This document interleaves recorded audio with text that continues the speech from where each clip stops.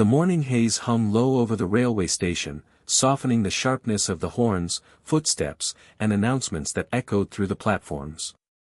Vendors bustled with tea kettles and newspapers, travelers clutched tickets and luggage, and a gentle chaos ruled every corner of the terminal. But in a shadowy patch near platform number 2, amid broken crates and a rusty luggage trolley, sat a ragged, shivering dog. His fur was dull, his ribs visible through his thin body. His name, unknown to all, was Balu. He had no home. No collar. Just a pair of tired eyes that watched the crowd, not in fear, but with a strange kind of quiet expectation. Every passing porter, every vendor, every chaiwala was a potential miracle, a chance that someone might notice him. Most didn't. But Raghu, the middle-aged porter with a limp in his right leg and a soft heart no one noticed, did. Raghu had been working the platform circuit for over 20 years. Known for his reliability and silence, he wore his khaki shirt loosely tucked and his red turban a bit off-center. His lunch, always wrapped in a banana leaf, was simple: 2 rotis, a boiled egg, and a fistful of rice with lentils. He never wasted a bite. Until that morning. He spotted Balu curled beside the cracked pillar. Something in the dog's posture, the lack of begging, the absence of aggression, made Raghu stop mid-step. "You look like you've seen too many winters," Raghu mumbled, crouching slowly. Balu didn't flinch. He simply tilted his head and stared up with soft, amber eyes. Raghu tore half a roti and placed it near the dog's front paws. Then, without ceremony, he walked away. Balu sniffed it. Ate it slowly. Then curled back up, not chasing or barking, just waiting.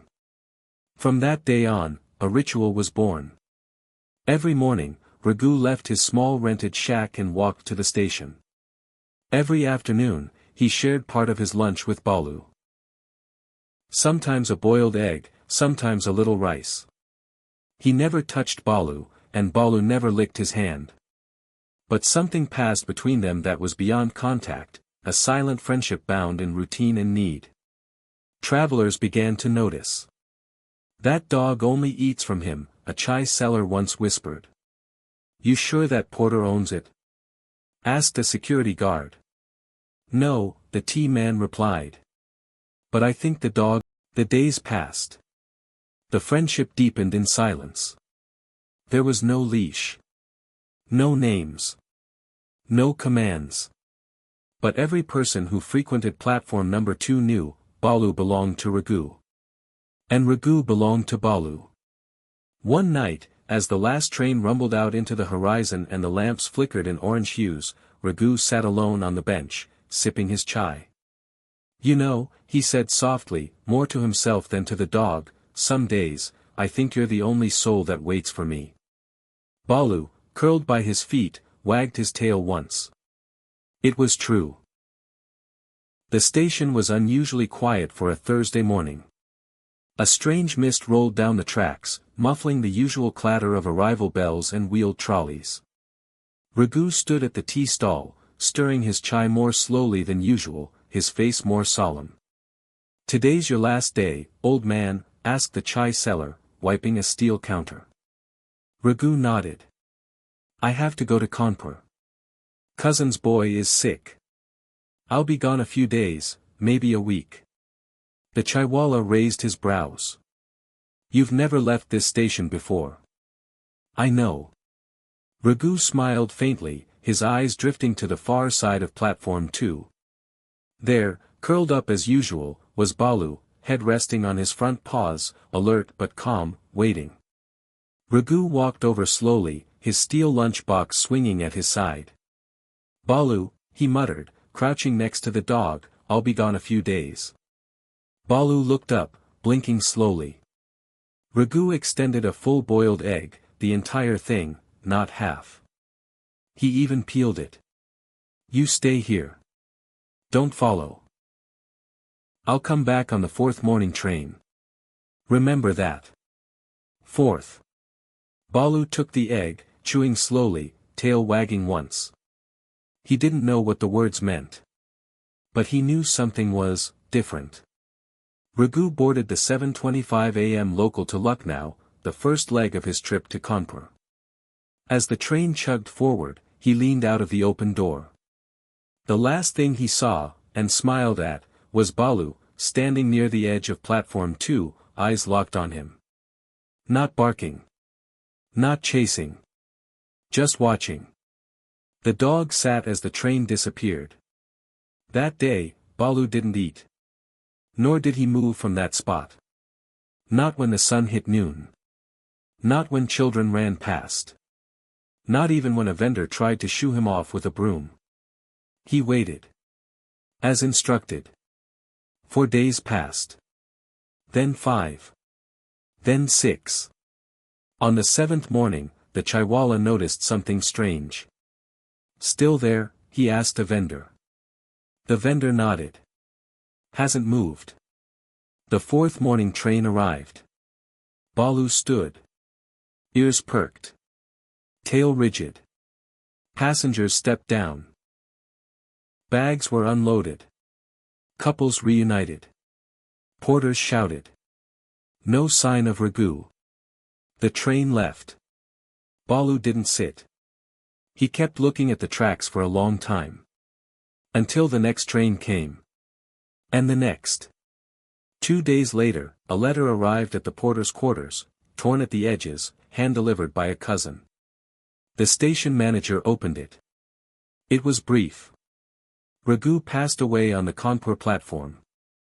Heart attack. Tried to lift a bag. Gone in minutes. Cremation done. Please inform any belongings, give to temple. He had no family. Ramesh. The manager read it aloud once, then folded it slowly. No one spoke. Then the chaiwala said, "Tell the dog." Everyone fell silent. Of course, no one could. How do you tell a dog that the man he waited for would never return? They tried. The chaiwala brought him sweets. A boy threw biscuits. A kind woman even tried to pet him. But Balu wouldn't move from platform 2's far end. Every day, he stood for the 4th morning train. Every day, he searched every face.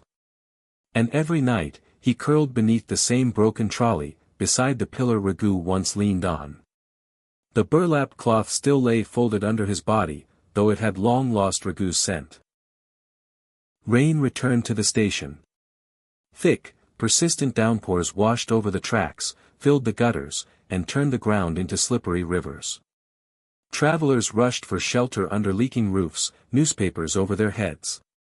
Vendors packed up early. The station's mood grew heavier with each passing day. But Balu, he didn't move. His fur, once a dusty gold, was now soaked and clumped. He no longer shivered, not because he wasn't cold, but because he was too tired to. He waited in the same corner near platform number 2, right beside the pillar where Raghu once sat. The same burlap cloth, now torn, filthy, and threadbare, still lay under his belly. One morning, the station master paused near the tea stall and asked, "How long has it been now?" The chaiwala replied, 86 days. The master sighed.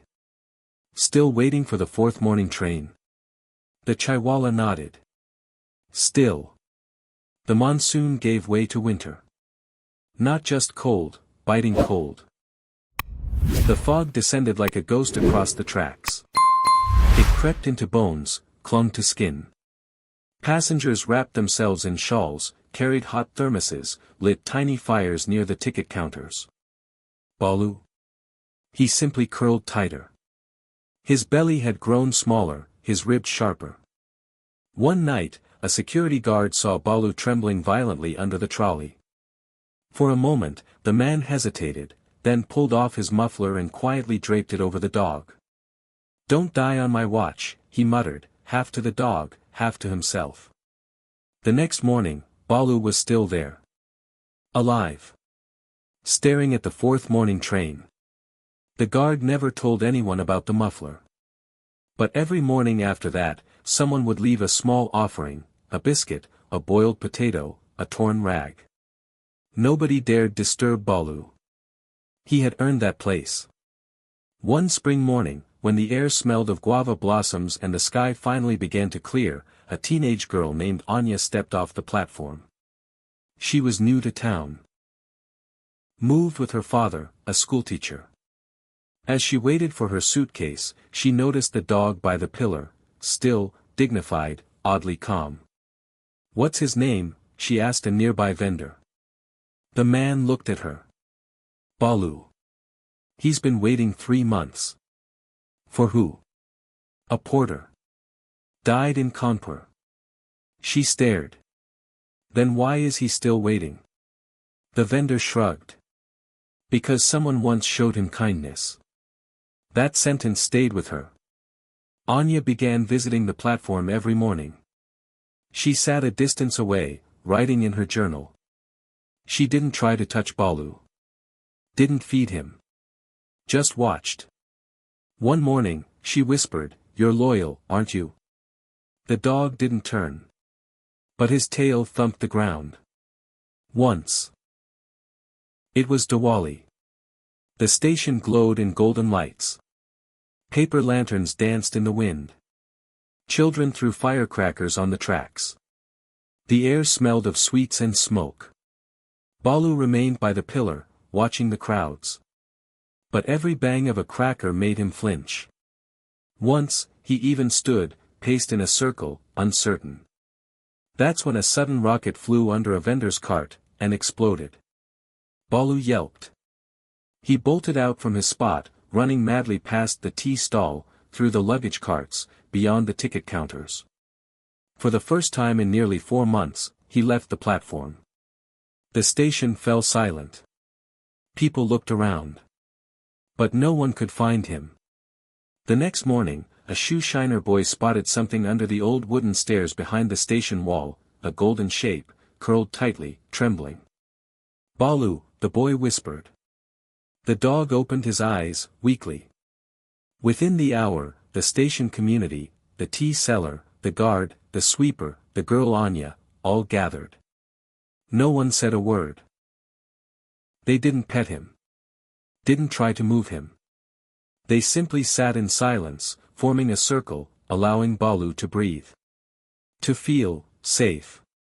After a while, he stood. Walked. Slowly. Toward the platform. And laid back down in his usual spot. Waiting for the 4th morning train. 12 months had passed. Balu's body had weakened. His eyes had dimmed. His fur grayed. But still, he came. Every morning. Same spot. Same train. Children who once feared him now patted his head gently. Vendors placed warm cloth scraps during winter. A kind soul made a cardboard sign that read, "He's waiting for his friend. Please let him wait in peace." Even passengers began to know him. "Oh. That's the dog from the stories," they'd say. "Still waiting?" "Yes," someone would whisper. "Still loyal." One boy, barely 5, asked, "Will he ever stop waiting?" The chaiwala replied, "Not until his heart does." It was a quiet spring morning. The kind where the birds sang first, and the light painted soft gold across the tracks. Balu lay in his usual spot beside the second pillar on platform 2, his chin resting on his front paws. The 4th morning train would arrive in exactly 13 minutes. He didn't need a clock. His body knew. Vendors opened up their stalls, the tea began to boil, and the station began to stretch awake. "Morning, Balu," the station sweeper said, laying a fresh piece of cloth beneath him. "You all right, buddy?" The dog blinked once. Slow. Peaceful. As if to say, "Still here." But something new was coming. Not a train. Not a person. A letter. And it would change everything. Inside the station master's cabin, a stack of unopened letters waited on his desk. Most were complaints, railway schedules, or pension notices. One envelope, however, was different, old, creased, and handwritten. In faint cursive. To the station master, Art Junction, regarding the dog. He frowned. The dog? He tore it open and read. Dear Sir. I was once a passenger at your station many months ago. I saw a dog, golden-colored, waiting near the tracks, morning after morning. I was told he belonged to a porter who had passed away. I wanted you to know, that dog saved me. The master's eyebrows raised. I was going through the darkest time of my life. I had lost everything, job, family, hope. That day, I sat on a bench near platform 2 and watched the dog for hours. Just watching him wait, with so much faith, something inside me changed. I cancelled my plan. I chose to live. He didn't know me. He didn't lick my hand or ask for food. But he saved me. I'm enclosing something for his care. Tucked with the letter was a check for 15,000 Indian rupees. The station master looked out the window. The 4th morning train was pulling in. And there sat Balu, watching, still waiting. That evening, the letter was read aloud in the tea stall. By the time the sun had set, a quiet plan was born. We owe him, said the chaiwala. He deserves more than scraps, added Anya, the teenage girl. The security guard who once gave his muffler stood up. We build him a shelter. Right here on the platform. Rainproof. Clean. Someone offered wood. Someone else offered plastic sheets. The sweeper brought fresh rags. The tailor gave his old cushion. Within 3 days, a small hut-like structure stood by the pillar. Inside, Balu found a bed. A water bowl. A painted wooden board that read. This is Balu's corner. Please do not disturb. But Balu, still waited outside the shelter. Facing the tracks. Eyes always searching. Weeks later, a man stepped off a third-class coach. Mid-30s, neatly dressed, holding a box of sweets. He walked straight to the tea stall and asked, Is the dog still here? The chaiwala nodded. You the letter man? The man smiled. He saved me. I had to see him again. He walked to the platform. Balu turned his head slightly. Their eyes met. No wag. No bark. Just that long look, as if Balu knew. The man knelt. He didn't touch the dog. He just sat down, opened the sweet box, and placed a small rasgulla on a paper plate. For you, old boy. Balu looked at it. Then looked at him. Then slowly, very slowly, took a bite. Later that week, a new parcel arrived. Addressed in rough handwriting. To Anya, the girl who watches Balu. It was a diary. And a photo. Inside the diary were pages written by Raghu, the porter Balu had once belonged to. The last entry was dated just 2 days before his death. It read. I don't know if I'll make it through this trip to Kanpur.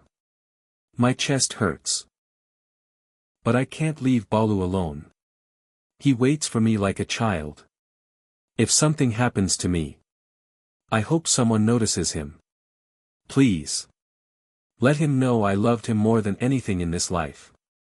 Anya wept. She printed the last line on a poster, laminated it, and stuck it on the pillar beside Balu's spot. He waits for someone who loved him more than anything in this life. One morning, a woman arrived, wrinkled face, trembling hands, draped in a pale blue shawl. She clutched a photograph, Raghu and a young Balu, standing beside a cart. She whispered, I'm his sister. Anya guided her gently to the platform. The woman fell to her knees. Balu? The dog looked up. Sniffed the air. Then, for the first time in months, he stood up, walked over, and nuzzled her leg. Not for food. Not for warmth. Just, memory. She cried. Hugged him. He never forgot. She didn't take him home. She didn't ask him to come. But every week after that, she returned with warm rice and leftover lentils. Ragu's favorite meal, and whispered stories Balu already seemed to know. By now, Balu's story had spread. A journalist published a column. A photographer clicked his portrait. A small film crew came for a short documentary. It aired on TV. Balu became a symbol, of loyalty, of waiting, of love that outlived death. Tourists came, but they were gentle. Children made drawings. Artists painted murals. One artist drew Ragu and Balu reuniting beyond the clouds. They named the mural "The Train That Finally Came." On a rainy August morning, the fourth train arrived. Balu didn't stir. He was sleeping deeply. Too deeply. A light drizzle fell. The breeze was soft. And when Anya came with her journal, she knew, without checking. She just sat beside him, placed her hand on his back, and whispered, "He's home now." Today, a small statue of Balu stands on platform 2, beneath the old pillar. The sign beneath it reads, "Balu, the dog who waited. A story of eternal loyalty. He waited 1 year, 9 months, and 4 days. For the man who never returned." Travelers take photos, not out of habit, but out of reverence. Schoolchildren leave biscuits. And every day, at the arrival of the fourth morning train, the station pauses. Just for a second. To remember a dog who proved that love waits, even when no one else does.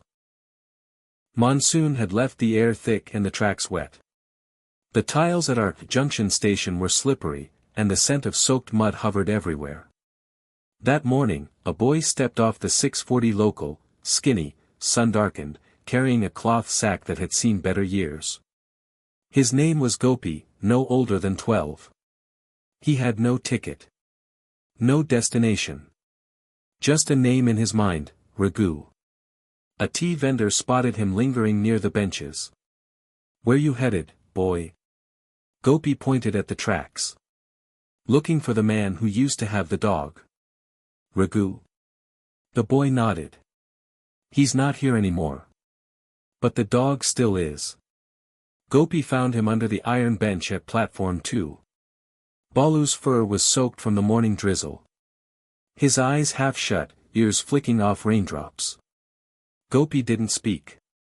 He just sat nearby and slowly pulled a leftover roti from his sack, offering it with both hands. Balu looked. Then looked away. No interest. Gopi gently placed the roti on the ground, scooted back, and sat in silence. For the next hour, he didn't move.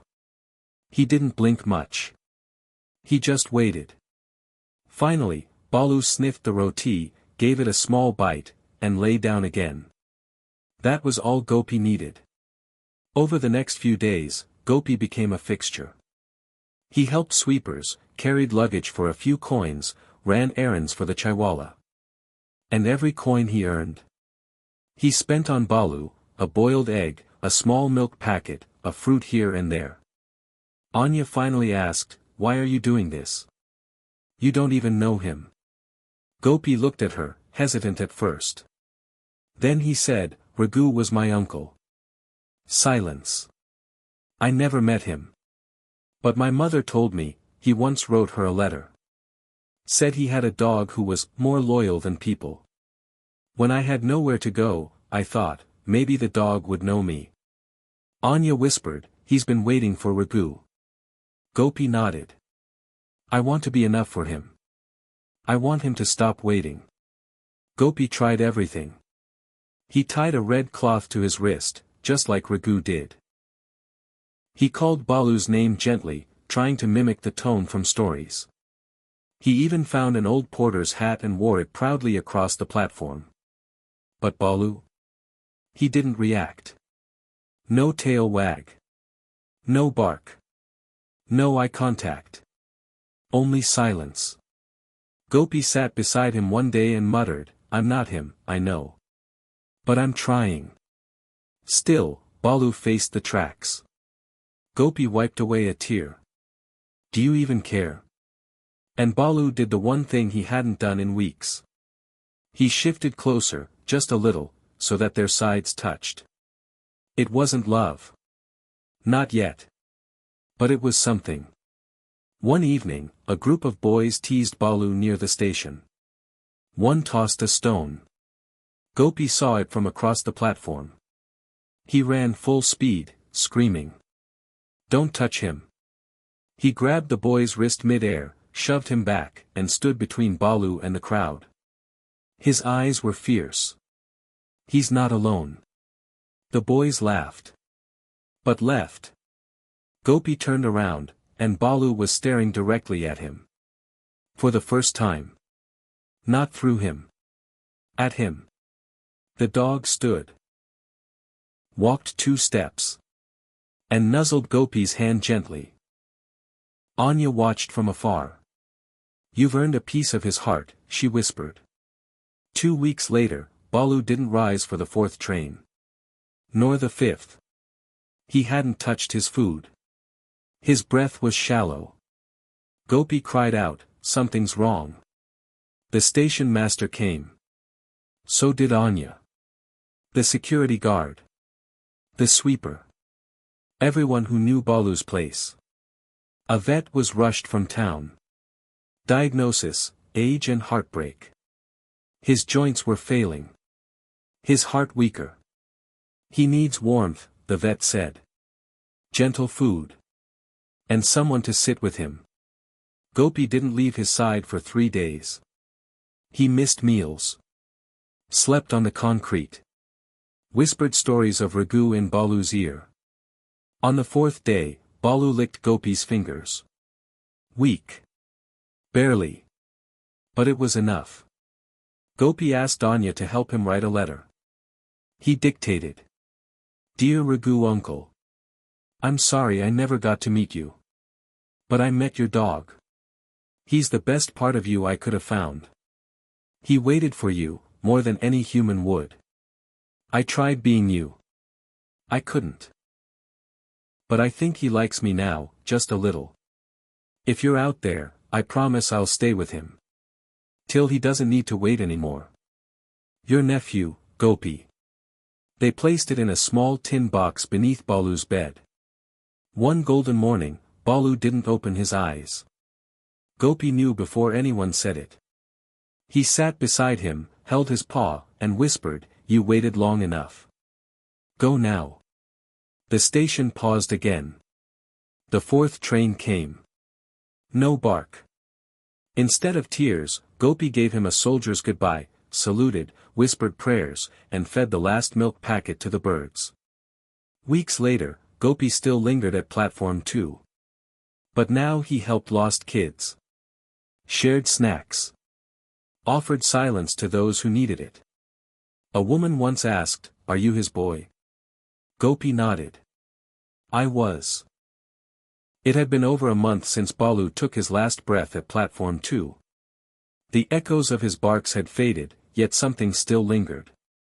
People still looked twice at the bench he used to sleep under. Gopi now lived in a small storeroom behind the ticket booth, a place the station master arranged for him after Balu's passing. He swept floors, helped passengers, fetched chai, but his heart often wandered back to Balu. One rainy evening, while taking shelter beneath a rusted awning, Gopi heard an elderly man say to the tea vendor, You know, that dog had a secret. What secret? Gopi stepped closer. The man smiled mysteriously. Raghu once painted something beneath the old bench, years ago. Something only he and the dog ever knew about. That night, long after the last train left, Gopi returned to platform 2 with a flashlight and a wet rag. The moon peeked through broken clouds, spilling silver across the empty station. He crawled under the bench. The same one Balu had guarded all those years, and brushed the underside of the wooden slats gently. At first, nothing. But then, the light caught a faded stroke of blue. Then green. With trembling hands, he wiped the dust away, revealing an old, childlike painting. A man with a red scarf. A brown dog with alert eyes. Both staring into the horizon, side by side. Below it, barely legible. Together, always. Raghu. Gopi's breath caught in his throat. He pressed his forehead against the wood and whispered, he really meant it. Word of the discovery spread quickly. By morning, regulars at the station gathered to look at the secret mural. The station master ordered a glass panel to be installed under the bench to preserve it. But one person came quietly, staying back from the crowd. A tall, tired man with streaks of gray in his beard. A fraying red scarf wrapped around his neck. Raghu. No one recognized him at first. But Gopi knew, somehow, in his bones. He walked straight to the man and asked softly, "Did you paint it?" Raghu didn't speak. He just nodded. Then he dropped to his knees beside the glass, placed a weathered hand over the image of Balu, and broke into silent tears. Later that day, Raghu sat with Gopi in the old storeroom. Rain tapped gently on the tin roof. "I left when my father died," Raghu said, voice thick with regret. "I couldn't take Balu with me. I thought I'd come back soon." He sighed. Then 1 month turned to 5 years. Gopi asked, "Did you ever write to him?" Raghu smiled weakly. "I used to leave food in the same spot every time I visited. I thought he'd forgive me." Gopi looked away. "He waited every single day." "I know," Raghu said quietly. "And I don't deserve forgiveness." There was silence. Then Gopi stood, picked up the tin box where his letter had once been, and offered it. "He forgave you," Gopi whispered. "In his way." The station master proposed something bold, a mural, painted publicly, not just for Balu, but for all loyal creatures who wait without words. Raghu, once a railway painter, agreed. With brushes and buckets, he began on the blank side wall of platform 2. Passengers paused to watch. Porters nodded in approval. Even Gopi helped, holding paint trays, offering ideas. The final painting showed Balu at full attention, facing the tracks. Behind him, a ghost-like silhouette of Raghu, fading into sunlight. And to the left, a small boy sitting beside the dog, holding out a roti. Below it, a line. He waited. And someone came. The mural became a local legend. Strangers came from other towns just to see it. Children left flowers near the bench. Artists sketched it. Tourists photographed it. But Gopi? He still brought milk and eggs every morning, placing them beside the bench. "I know he's not here," he told Anya once. "But I feel like he visits." One foggy morning, Gopi found pawprints near the bench. Not a dog's, too big, too light. Like a memory walking. He smiled and sat down beside them. "Good morning, Balu." That winter, a new dog wandered into the station, young, shaggy, unsure. Gopi crouched and extended his hand. The dog paused. Then slowly, stepped forward. The same way Balu once had. The same bench. The same look. Gopi whispered, "No one can replace him.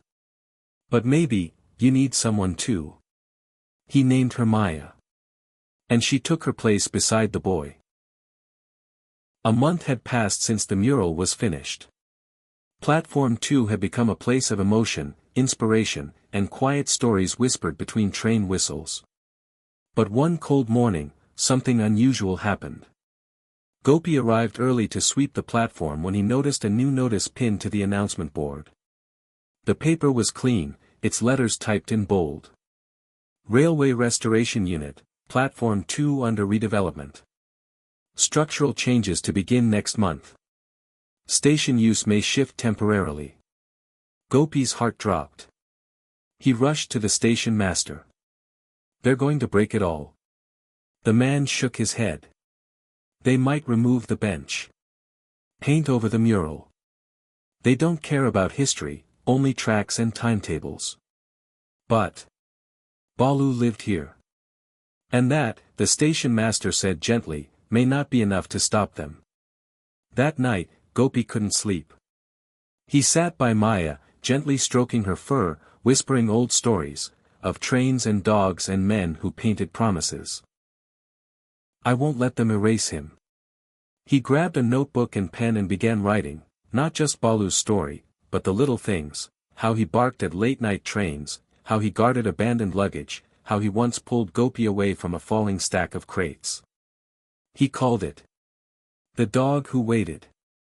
Then he ran to the ticket booth, photocopied every page, and pinned copies on walls, trees, and chai stalls across town. If they won't listen, he said, we'll make them hear. 2 days before the planned reconstruction, something unexpected happened. Dozens of people gathered on platform 2. Then hundreds. Some carried candles. Others brought flowers. A few brought dogs. All stood silently in front of the mural. An old porter whispered, he waited for someone once. Now we're here to wait for him. A reporter from a local news channel arrived. Then another from the city. Gopi stood at the center, holding Maya's leash tightly. A microphone appeared in front of him. Tell us about the dog.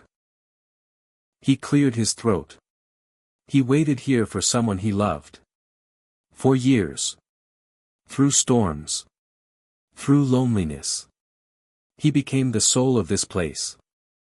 You may not see him now, but he's here. And this bench. This wall. They're not just wood and paint, they're his heartbeat. That evening, a train rolled in from the city. A man stepped out wearing an official coat, the restoration project lead. He looked around, unimpressed. We're following orders, he said coldly. Someone in the crowd muttered, typical. But then, another voice, old, clear, and familiar, rose above the murmurs. Maybe your orders need rewriting. It was Raghu. The painter stepped forward, holding a framed letter. This is from the Ministry of Culture. They've reviewed the public response and footage. They've agreed, this platform is a heritage site now. Gopi blinked in disbelief. They're preserving it, he asked. Raghu smiled. Every inch. The bench stays. The mural stays. Balu stays. That night, Gopi returned to the bench alone. He lit a candle and placed a single roti beside the old tin box. He didn't speak. He didn't need to. The candle flickered in the cold air, casting shadows on the mural. Behind him, a gentle wind stirred the leaves. Then, just for a moment, he felt a warm brush against his leg. Not Maya. Something softer. Lighter. He turned quickly. Nothing. But in the dust beside him, 2 fresh paw prints led away from the bench. Gopi smiled and whispered, welcome home, Balu.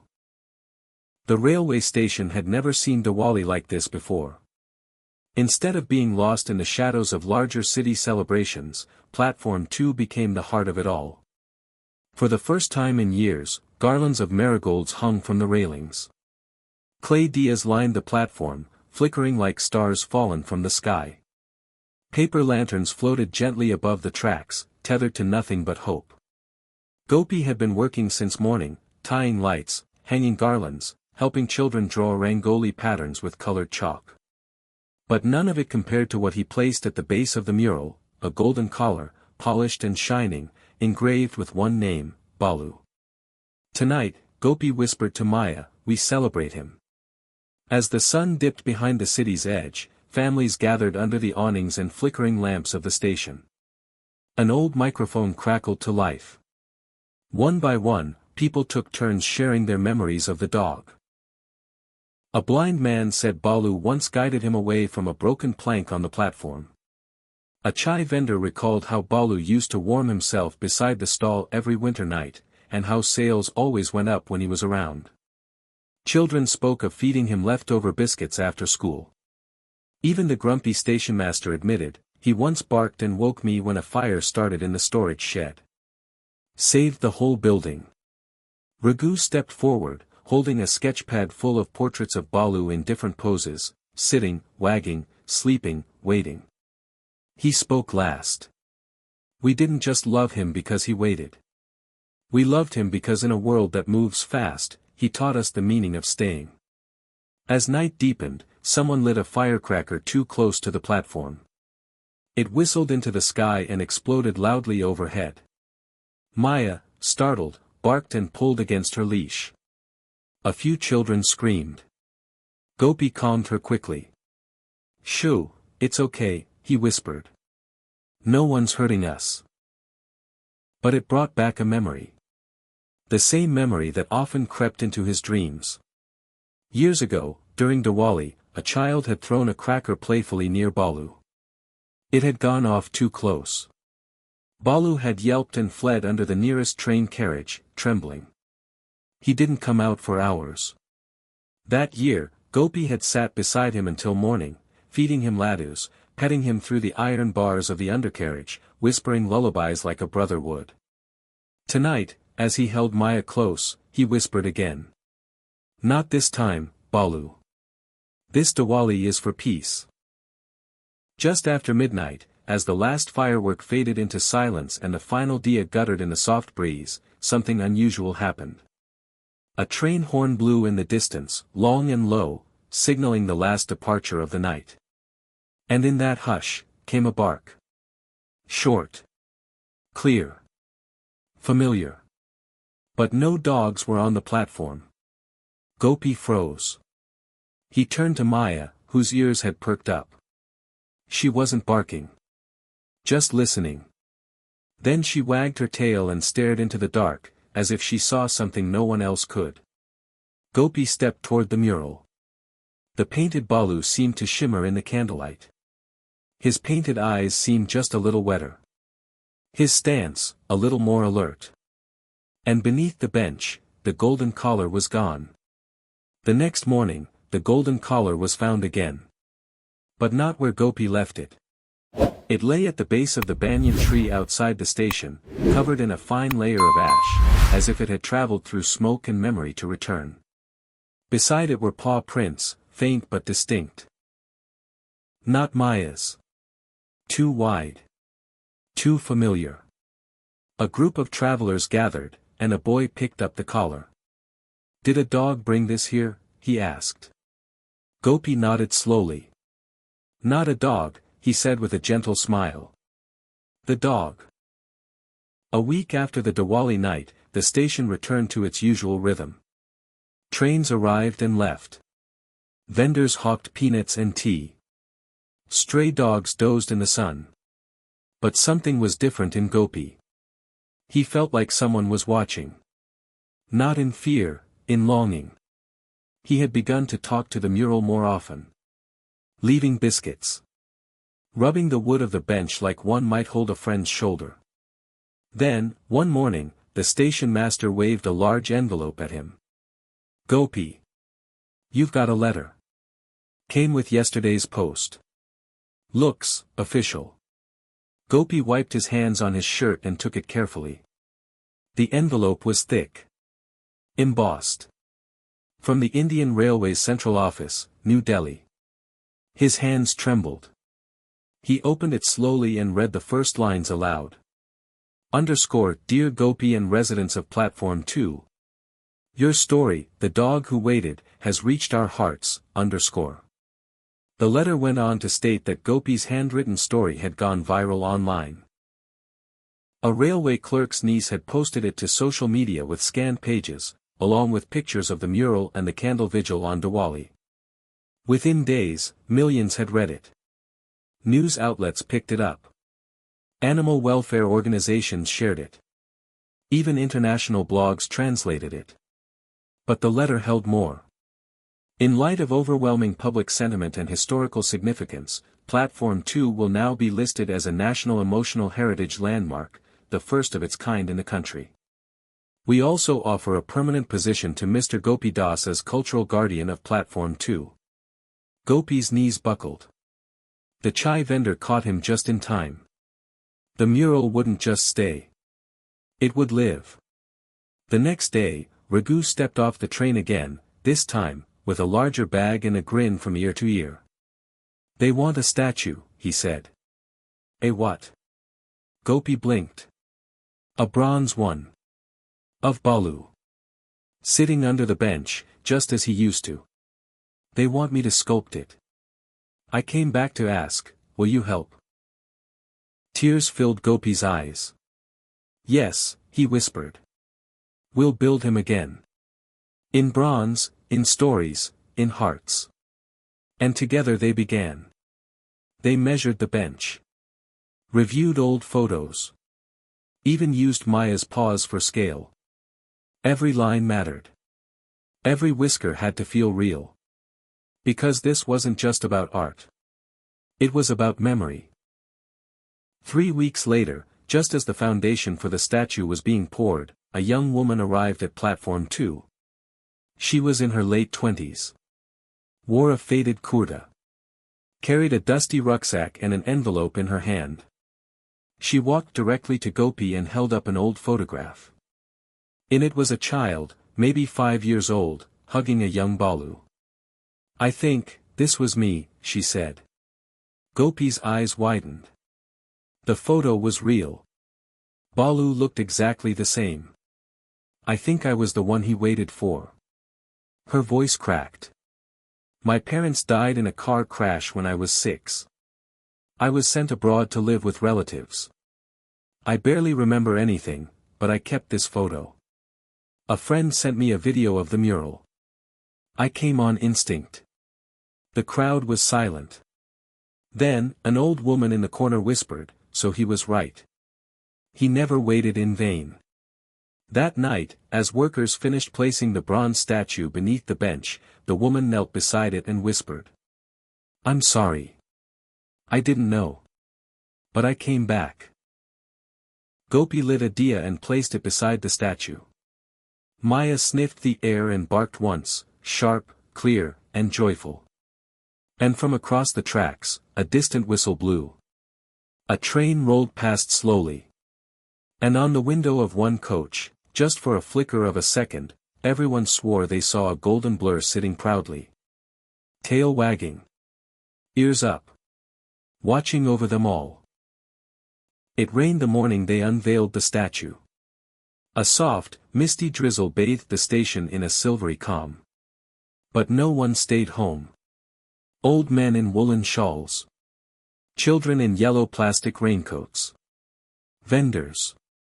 Ticket collectors. Even a few officers from the railway headquarters.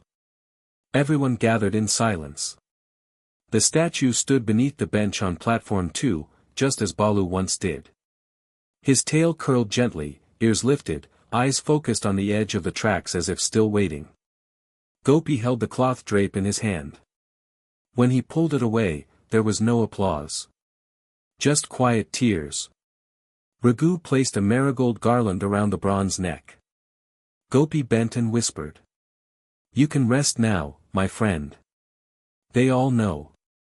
Soon, they started coming. A school group from Pune. A journalist from Japan. A couple from Kerala on their honeymoon. Animal lovers from NGOs. College students with DSLRs. All to see him, the dog who waited. Stories flowed. Some true. Some imagined. But all soaked in the same love. People left biscuits at the base of the statue. Wrote notes. Tied friendship bands. Some even brought their own dogs, who sniffed the bronze paws with curiosity and strange familiarity. Maya became a guide in her own right. She'd sit beside the statue during busy hours, tail wagging, occasionally licking a visitor's hand as if in approval. It felt like she understood, her story, too, was now part of his. Months passed. Then years. The mural weathered a little. The bench was repaired again. But the statue never lost its shine. One winter morning, Gopi didn't open the chai stall. Maya sat outside his door and whined. By noon, the word had spread, Gopi had passed away in his sleep. Peacefully. Quietly. Holding an old, worn collar in his hand. They buried him beneath the banyan tree beside the station. A brass plaque was placed. Here lies Gopi Das, keeper of stories, tea, and love. The one who waited, and the one who was worth waiting for. 10 years later. The station still buzzed, though much had changed. Digital boards. QR code tickets. Electric trains. But Platform 2 remained untouched, sacred. A boy, no older than 12, sat cross-legged in front of the statue with a red notebook in his lap. He had a backpack, a water bottle, and a pencil tucked behind one ear. He scribbled furiously, stopping every few seconds to glance up at the statue. The new tea seller, a woman named Neetu, smiled and approached him. "Writing about Balu?" she asked.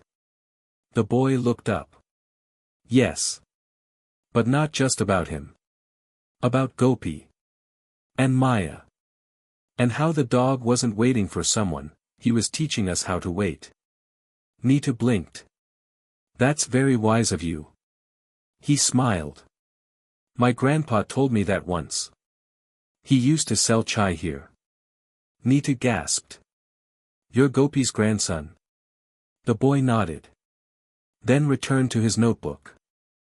Back at the station, time passed gently. Monsoons washed over the bronze. Winters settled quietly on the platform. Every so often, someone still left a note or a flower.